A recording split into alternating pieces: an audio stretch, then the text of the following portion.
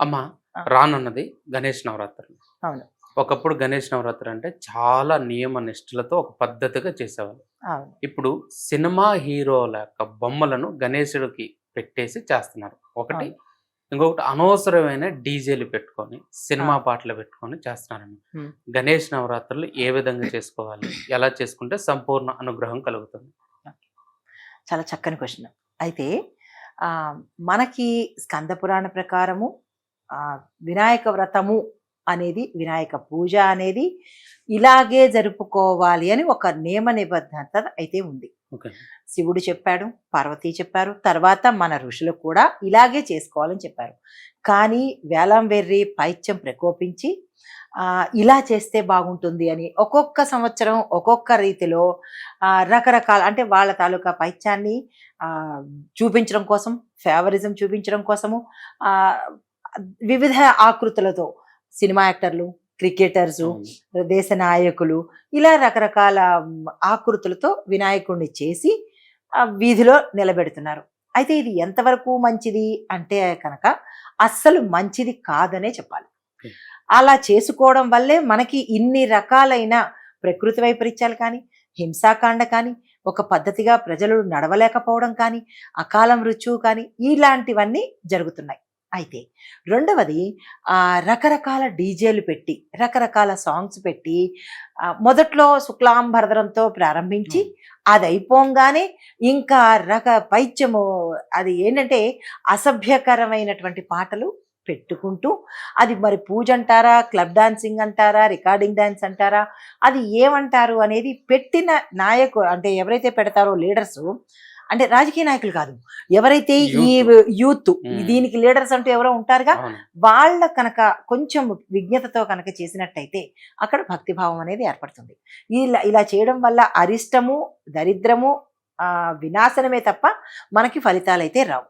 అయితే అసలు వినాయక చవితి వ్రతము ఎట్లా చేసుకోవాలి అంటే దీన్ని ఒకరోజు, 3 రోజులు, 5, 9, 11, 13 లాస్ట్. ఓకే. కొన్ని కొన్ని ప్రాంతాలను బట్టి అంటే నార్త్ ఇండియన్స్ 13 రోజుల వరకు చేస్తారు. మహారాష్ట్ర, గుజరాతీ వాళ్ళు 13 రోజులు చేస్తారు.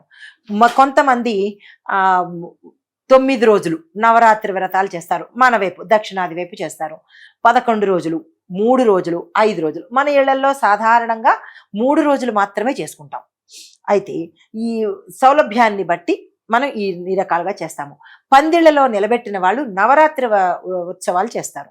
అయితే మనకి ఇక్కడ ఒక సందేహం కూడా రావచ్చు. మనకి నిమజ్జనం చేసేటప్పుడు మంగళవారం కానీ, శుక్రవారం కానీ వచ్చిందనుకోండి, అప్పుడు నిమజ్జనం చేయొచ్చా అన్న సందేహం కూడా రావచ్చు. అయితే మంగళవారము, శుక్రవారము వచ్చినప్పుడు నిమజ్జనం చెయ్యకుండా ముందు రోజు, మంగళవారానికి ముందు రోజు, సోమవారం రోజు మనం పూజ చేసిన పీఠాన్ని కదిపేస్తాము. కదిపేసి స్వామివారిని సాగనంపేస్తాము. ఆ తర్వాత రోజు ఏమవుతుంది, ఉత్సవ విగ్రహానికి మాత్రమే పూజ చేసి నిమజ్జనానికి పంపించవచ్చు. తర్వాత శుక్రవారం వచ్చిందనుకోండి, యథావిధిగా ఇలాగే గురువారం రోజు ఆ పీఠాన్ని కదిపేసి తదుపరి రోజు అనగా శుక్రవారం కాకుండా శనివారం రోజు చేస్తాము. సోమవారం నాడు కలిపి మంగళవారం కాకుండా బుధవారం నాడు చేస్తామన్నమాట. అయితే స్వామివారిని నిమజ్జనం చేసే వరకు ఉత్సవ విగ్రహానికి అయితే పూజ చేసుకుంటాము. ఓకే. అయితే ఇక్కడ ఇంకొకటి ఏంటంటే స్వామివారిని సాగనంపేటప్పుడు, స్వామివారిని స్వాగతించేటప్పుడు, ఆహ్వానం చేసేటప్పుడు కూడా హ్మ్. మనకి దండోరా లాగా ఒక సంగీత నృత్యాలు, సంగీత సంబంధిత డప్పులు వాయించడము ఇవన్నీ ఎందుకు చేస్తారు అంటే చెయ్యాలి. ఇప్పుడు మన ఇంటికి ఒక అతిథి వస్తున్నాడు అవును. కదా, అతిథి వచ్చినప్పుడు మనం చాలా ఆనందంగా స్వాగతం చెప్తాము, రండి అవును. రండి అని చెప్పి. మన మనుషుల అతిథిలో వేరు, సెలబ్రిటీసు పెద్ద పెద్ద వాళ్ళు వస్తున్నప్పుడు పువ్వులు జల్లి వాళ్ళని అత్యంత ఆనందంతో ఇంట్లోకి అవును. ఆహ్వానిస్తాము. అలాగే భగవంతుణ్ణి కూడా ఈ ఆనంద హేళ నృత్యాలతోనూ, డప్పులతోనూ, వాయిద్యాలతోనూ సంతోషంతో మా ఇంటికి రా అని మనము ఆహ్వానం చేస్తాము. ఓకే. అయితే 9 రోజులు, 3 రోజులు యథావిధిగా వాళ్ళు ఎన్ని రోజులైతే చేసుకుంటారో ఆ చేసుకున్నన్ని రోజుల తర్వాత మరి అతిథిని మళ్ళా పంపించేయాలి కదా, అవును. అతిథిని మనం పెట్టుకోలేం కదా. సో అప్పుడు కూడా ఇన్ని రోజులు మనతో ఏర్పడిన అనుబంధానికి మనకి బాధ అనిపిస్తుంది. అవును. ఈ బాధని మర్చిపోవడం కోసము ఆయన్ని సంతోషంగా ఈ సంవత్సరం వెళ్ళి మరుసటి సంవత్సరం రా స్వామి అని చెప్పుతున్నందుకు మనం ఏం చేస్తామంటే మళ్ళా డప్పులతోనూ ఆనందంతోనూ నృత్యాలతోనూ స్వామివారిని యథావిధిగా అంటే పద్ధతి ప్రకారం సాగనంపాలి. ఇలాంటి డాన్సులు వేసి కాకుండా భక్తి భావంతో సాగనంపుతాము. ఇది పూజా విధానము, నిమజ్జనం విధానము. అయితే ఇక్కడ ఇంకో సందేహం కూడా రావచ్చు. అసలు గణపతిని మనము ఎలాంటి గణపతిని మన ఇంటికి తెచ్చుకోవాలి సాధారణంగా తెలియదు. ఇది చాలా చాలా ఇంపార్టెంట్ అయిన విషయము. అసలు ముందు అక్కడి నుంచే మనకి పూజా విధానం అనేది ప్రారంభమవుతుంది. ఈ గణపతిని సెలెక్ట్ చేసుకునేటప్పుడు, విగ్రహాన్ని సెలెక్ట్ చేసుకునేటప్పుడు మనం ఏం చేయాలంటే ఇంట్లోకి ఒక విధంగా ఉంటుంది, పందిళ్లలో కానీ లేదా పూజా మందిరాల్లో కానీ సెలెక్ట్ చేసుకునేటప్పుడు 2 విధాలు ఉంటుంది. వామ గణపతి, వామతొండ గణపతి, దక్షిణ తొండ గణపతి అంటారు. అంటే కుడివైపుకు తొండం ఉంటే అది దక్షిణ ముఖ తొండం గణపతి అంటారు. ఎడమ చేతి వైపు కనుక తొండం ఉంటే దాన్ని వామతొండ గణపతి అంటారు. అయితే మన ఇళ్లల్లో చేసుకునేది దక్షిణ అంటే మనకి కుడివైపు తొండం ఉన్నది మాత్రమే మన పూజల్లోకి వాడాలి. అయితే దీన్ని ఎందుకోసం మనం వాడాలి అంటే కనుక సంపద, శ్రేయస్సు, శాంతి, సౌభాగ్యము, అష్టైశ్వర్యాలు ప్రతి ఒక్కరికి కావాల్సింది అదే. కాబట్టి జ్ఞానము, సిద్ధి ఇవన్నీ కుడి చేతి వైపు ఉన్న తొండము ఉన్న వినాయకుడికి మాత్రమే ఇవన్నీ ఉంటాయి. ఆ వినాయకుడినే మనం సెలెక్ట్ చేసుకోవాలి. ఒకటి తొండం పరంగా. తర్వాత కళ్ళు పరంగా చూసినట్టయితే కనుక కొన్ని విగ్రహాలలో కళ్ళు మన కళ్ళు పెట్టినట్టుగానే పెడతారు. అంటే ఒక మనిషికి మిగతా దేవతలకి మనుషులకి ఉన్నట్టు ఇలాగ ఉండే కళ్ళే పెడతారు. కానీ వినాయకుడికి కోల కళ్ళు ఉండాలి. ఈ ఏనుగుకి ఎలాగైతే ఉంటుందో అలాగ కోలగా ఉన్న కళ్ళు వినాయకుడిని చూసుకోవాలి. మామూలు వినాయకుడిని చూసుకోకూడదు. ఆ కళ్ళల్లో కూడా జీవం ఉట్టి పడుతున్న వినాయకుడిని మాత్రమే చూసుకోవాలి. కొన్ని కళ్ళల్లో మీరు ప్రతిమల్లో చూసే ఉంటారు, కోపంగాను వేరే రకంగా చూస్తున్నట్టు, ఉగ్రంగా ఉన్నట్టు ఉంటారు. అలాంటి వినాయకుడిని మనము తక్కువకి ఇస్తున్నా ఉచితంగా ఇస్తున్నా కొనుక్కోకూడదు. ఈ విషయంలో సెలెక్ట్ చేసుకోవాలి. తర్వాత 4 చేతులు ఉన్న వినాయకుడిని మాత్రమే తీసుకోవాలి. 4 చేతుల్లో ఒకవైపు ఏమో లడ్డు ఉంటుంది. మనం పెట్టే లడ్డు అలాగే పెడతాము. కానీ లడ్డూతో తయారైన ఒక చేత్తోనేమో కమలం పట్టుకున్నది, ఒక చేత్తోనేమో పాశం పట్టుకున్నది, ఒక చేత్తో ఆయుధం పట్టుకున్నది. ఈ 4 చేతులతో 4 భుజాలు ఉన్న వినాయకుడిని ఇంట్లోకి తెచ్చుకుంటాము. ఇంకా పందిళ్లలో వాటిల్లో 8 చేతులు, 16 చేతులు ఇలాగ వాళ్ళ ఇష్టం వచ్చినట్టు తెచ్చుకుంటారు. అది మనం ఎందుకు తెచ్చుకోకూడదంటే అంత అనుష్ఠానంగా ప్రతిరోజు మనము పూజలు చేయలేము. మనం చేసే పూజలు శాంతి పూజలు కాబట్టి ఈ 4 చేతులు ఉన్న విగ్రహాన్ని, మళ్ళీ 2 చేతులు ఉన్న విగ్రహాన్ని తీసుకోకూడదు. అక్కడికి ఈ కళ్ళ గురించి అయిపోయింది. నామాలు కూడా మనం సెలెక్ట్ చేసుకోవాలి. నామాలు ఏ రకంగా ఉన్నాయి? 2 గీతలే పెడతారు. శివుడికి 3 గీతలు ఉన్న నామం ఉంటుంది. కానీ కొన్ని విగ్రహాలలో 2 గీతలు ఉండి మధ్యలో ఎర్రబొట్టు ఉంటుంది. అలాంటిది తీసుకోకూడదు. చెవులలో కూడా చెవులు ఆకృతిని బట్టి మనం వినాయకుడిని సెలెక్ట్ చేసుకోవాలి. తర్వాత అంటే వినాయకుడి బొమ్మలో ఒక్కొక్క పార్ట్కి ఒక్కొక్క ప్రత్యేకత ఉంది కాబట్టి ఇంత సెలెక్టివ్గా మనం వినాయకుడిని తెచ్చుకోవాలి. తర్వాత వచ్చేటప్పుడు తొండం సంగతి. కొన్ని తొండాలు లోపలికి ఉంటాయి. ఆ లోపలకున్న తొండాన్ని, అలాంటి బొమ్మని అంటే ఆ లోపలకున్న తొండను వినాయకుడిని మనము పూజకు ఉపయోగించకూడదు. మనమే కాదు, ఎక్కడా పూజకి అర్హం కాదు.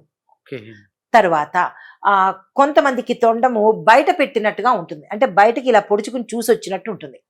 అలాంటి వినాయకుడిని కూడా మనము పూజకి ఉపయోగించకూడదు. తర్వాత ఇంకొకటి విరిగిన తొండం, ఏకదంతము ఒకటి ఉండి ఒకటి విరిగిపోయిన తొండం ఉంటుంది. అంటే దంతము. ఆ దంతాన్ని ఆయన చేత్తో పట్టుకున్న విగ్రహాన్ని మాత్రము వాడరాదు. దంతాన్ని చేత్తో పట్టుకోకూడదు. విరిగిన దంతమున్న వినాయకుడిని పూజకి వాడకూడదు. తరువాత శివపార్వతులతో సమానంగా అంటే మొత్తం కుటుంబంతో కలిపి ఉన్న వినాయకుడిని కొనుక్కున్నట్టయితే కనుక ఇక్కడ పార్వతీ అమ్మవారిని చూస్తున్న అంటే పార్వతీ అమ్మవారి వైపు తొండం ఉన్న వినాయకుడిని కొనుక్కోవాలి. ఒక్క వినాయకుడే ఉంటే ఎడం వైపు ఉండాలి. పార్వతీ శివుడు కుటుంబ సమేతంగా కొనుక్కునేటప్పుడు తొండము పార్వతీ అమ్మవారి వైపు ఉండాలి, అనగా ఎడం వైపు ఉండాలి, వామాంకంలో ఉండాలి. ఓకే, ఇది. తర్వాత ఇంకా కొంచెం కిందకు వచ్చినట్టయితే కనుక ఎలుక వేరేగా ఉంటుంది, ఆయన వాహనం వేరేగా ఉంటుంది, ఆ వినాయకుడు వేరేగా ఉంటాడు. అలా ఎప్పుడూ కొనకూడదు. అలా కొనడం వల్ల అరిష్టాలు వస్తాయి. ఓకే. సో అట్లాగా కొనకూడదు. ఎలుక కూడా ఆయనకి దగ్గరలోనే పాదం దగ్గర కానీ లేదా తొడ దగ్గర కానీ ఉన్నట్టు, అంటే కూర్చున్నప్పుడు కాలు మడత అవును. వేసుకుని కూర్చున్నప్పుడు అవును. ఒక కాలి దగ్గర ఉండాలి. ఓకే. ఇది చూసుకోవాలి. అంటే టాప్ టు బాటము మనము ఇన్ని జాగ్రత్తలు తీసుకుని మన ఇంట్లోకి పూజ చేసే వినాయకుడిని తీసుకోవాలి. ఓకే. అయితే అందులోనూ ప్రత్యేకంగా మట్టి వినాయకుడినే ప్రథమంగా మనం పూజిస్తాము. ఎందుకు మట్టి వినాయకుడినే పూజించాలి అంటే, మన సైన్స్ పరంగా తీసుకుంటే పర్యావరణం పక్కన పెడితే అది అందరూ చెప్పేది. అవును.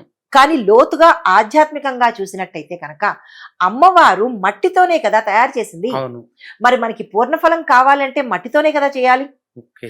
అమ్మవారు ఎలాగైతే పూజ చేసి అంటే తయారు చేసిందో ఆ స్వామిని, మనం కూడా మట్టితోనే చేసినట్టయితేనే సంపూర్ణ ఫలితం వస్తుంది. ఓకే. లేదు అంటే ఆయన యొక్క ఆగ్రహానికి గురి అవ్వాల్సి వస్తుంది. మేము వినాయక పండుగలు చేసేసాము, మా ఇంట్లో వినాయకుడు మీ ఇంట్లో వినాయకుడు అని స్టేటస్ల్లో ఓదరగొడతారు. పండుగలు వస్తున్నాయంటే భయం వేసేస్తుంది.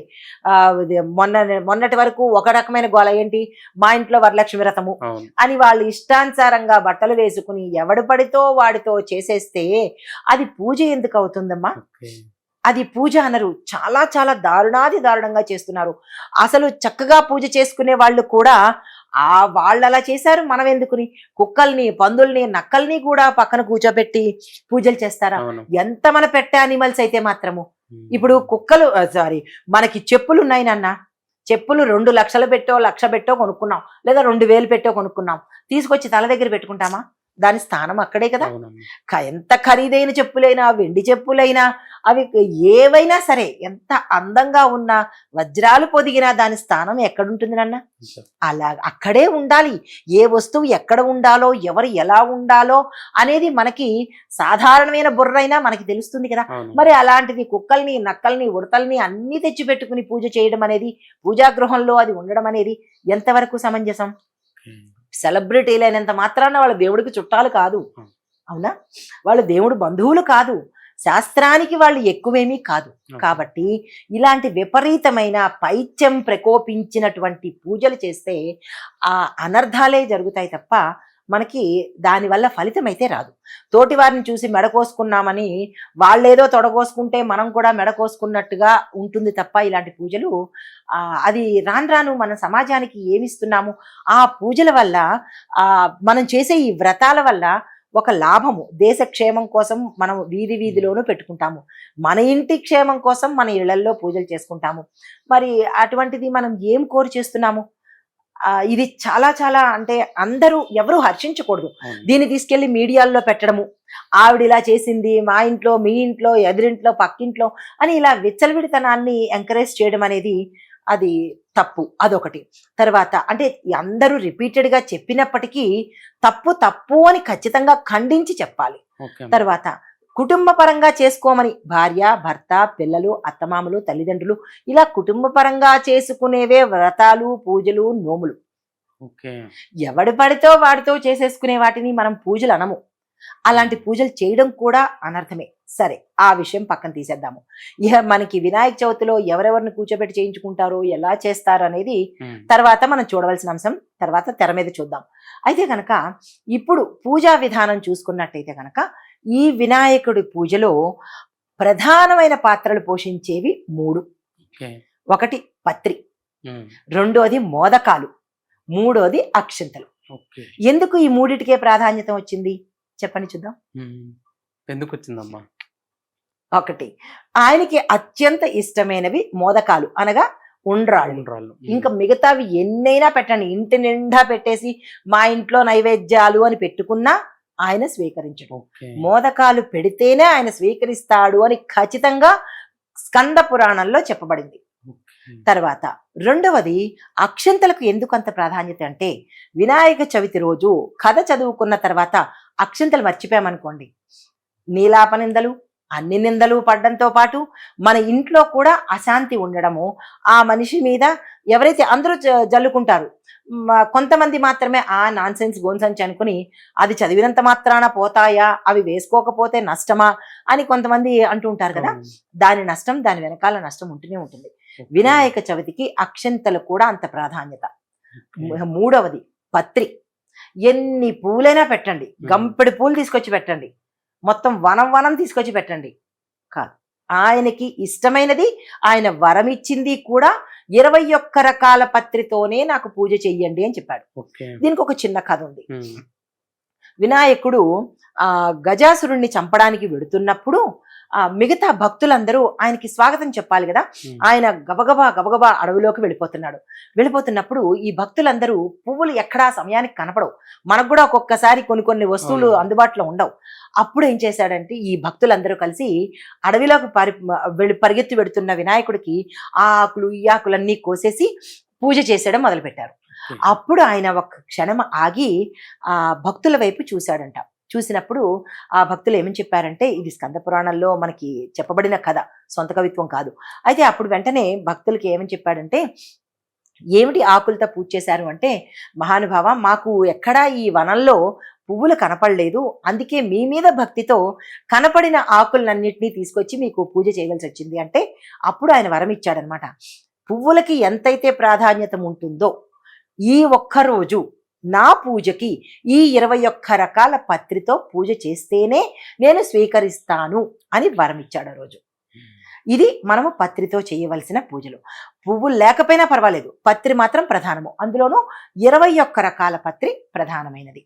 అయితే ఆ 21 ఏమిటనేది, ప్రతి పత్రికి ఒక మంత్రం ఉంది, ఆ పత్రి ఇచ్చే ఫలితం కూడా ఉంది. అది నేను తర్వాత చెప్తాను. అయితే ఈ మోదకాలు ఎందుకు అంత ప్రీతి ఆయనకి అంటే కనుక, ఒకానొక దేవసభలో ఈయన కూర్చున్నప్పుడు నైవేద్యాలు పెడతారు కదా. ఈయన ఒక పూజ కోసం వెళ్ళినప్పుడు నైవేద్యాలన్నీ పెట్టారన్నమాట. పెట్టినప్పుడు అన్ని నైవేద్యాలు కొంచెం కొంచెంగా తిన్నాడు. కానీ ఈయన ఆ మోదకాలు తినేటప్పుడు పొందినటువంటి ఆనందము పార్వతీ అమ్మవారు చూసింది. ఇప్పుడు మన ముందు కూడా చాలా రకాల ఐటమ్స్ పెడతారు, కానీ కొన్ని ఐటమ్స్ తింటేనే మనము ఎంతో సాటిస్ఫై అవుతాం. అంటే ఆ ఐటెం మనకి అంత ఇష్టమైనదన్నమాట. అది గమనించి పార్వతీ అమ్మవారు అంటుంది, ఎవరైతే వినాయక చవితి రోజు ఈ మోదకాలను మాత్రమే నైవేద్యంగా పెడతారో అప్పుడు నా తనయుడు సంతృష్టి చెంది వాళ్ళు కోరిన వరాలు ఇస్తాడు అని ఆ అమ్మ వరం ఇచ్చిందనమాట. అయితే ఈ మోదకాలకి ఆధ్యాత్మిక పరంగా, ఖగోళ పరంగా ఒక చిన్న శాస్త్రం ఉంది. అందరూ మోదకాలు అంటారే కానీ ఆ మోదకం ఎందుకు ఆ షేప్లో ఉంది అంటే కనుక, ఇది ఆధ్యాత్మిక పరంగా చెప్పినట్టయితే మోదకం ఎలా ఉంటుంది, మోదకం అంటే ఉండ్రాళ్ళు రౌండ్గా ఉండి ఒకవైపు కొస తేలి ఉంటుంది. అసలు అలాగే చెయ్యాలి, రౌండ్గా చేసేకూడదు. మన అరచేతిలో ఇది పదార్థం పెట్టి మనం నొక్కినప్పుడు ఒకవైపు కోసుగా వస్తుంది. ఆ కోసు యాదృచ్ఛికంగానే వస్తుంది, అంతేగాని దాన్ని గుండ్రంగా చేసేసి గుండ్రాళ్ళు కదా అని కొంతమంది గుండ్రాళ్ళు అని కూడా అంటారు. గుండ్రాయి కాదు, ఉండ్రాయి అన్నమాట, లేదా మోదకము అని చెప్పచ్చు. అయితే ఆ కొస భాగం ఏంటంటే కనుక అది మోక్ష మార్గము. ఈ గుండ్రంగా ఉన్నది భక్తుడి యొక్క అంతరంగము. అందుకని అది ఆయన ఇష్టపడ్డాడన్నమాట. ఈ మోదకంలో ఇంత ఆంతర్యం ఉంది. ఆ లోపల పెట్టబడిన బెల్లము, నువ్వులు, కొబ్బరి అనేది ఆ భక్తుడి యొక్క 3 కర్మలు, ఆగామి, సంచిత, ప్రారబ్ధం. ఈ 3 కర్మలను లోపల పెట్టి పైన ఈ మోదకాన్ని అంటే ఈ పదార్థాన్ని పెట్టి దానికి కొస మోక్షం అన్నమాట. అంటే ఈ 3 కర్మలు ఆ భక్తుడు అనుభవించేసి చివరలో మోక్షాన్ని చేరతాడు అన్నంత అర్థం ఉంది ఈ మోదకంలో అన్నమాట. ఇది ఆధ్యాత్మిక పరంగా, ప్రాపంచిక పరంగా. అయితే ఇంకొకటి, నేను ఎప్పుడు చెప్పినా ఈ 3 రకాలు చెప్తాను, ఒక్కటే చెప్పొదిలేను. అయితే ఆరోగ్యపరంగా చూసుకున్నట్టయితే మనకి ఇది వర్షాకాలం కదా, బెల్లము ఆరోగ్యాన్ని, ఇమ్యూనిటీని, వేడిని ఇస్తుంది. కొబ్బరి దీంతో పాటు ఇమ్యూనిటీతో పాటు కొబ్బరి లోపల ఉన్న క్రిమి కీటకాదులు, బ్యాక్టీరియాని సంహరిస్తుంది. తర్వాత ఇంకొకటి ఏంటి, దానిలో నువ్వులు, అందులో ఉన్న మనిషిలో ఉన్నటువంటి ఏదైనా తెలియని టాక్సిక్ ఉంటే అనారోగ్య సూచనలు కానీ అనారోగ్య సంబంధితవి ఏవైనా వాటర్ ద్వారా కానీ ఫుడ్ ద్వారా కానీ ఏదైనా ఉండి ఉంటే కనుక ఈ నువ్వులు అనేది వాటిని సంహరించి అంటే బ్యాక్టీరియాని నాశనం చేసి మనిషికి కొత్త శక్తిని ఇస్తుందన్నమాట.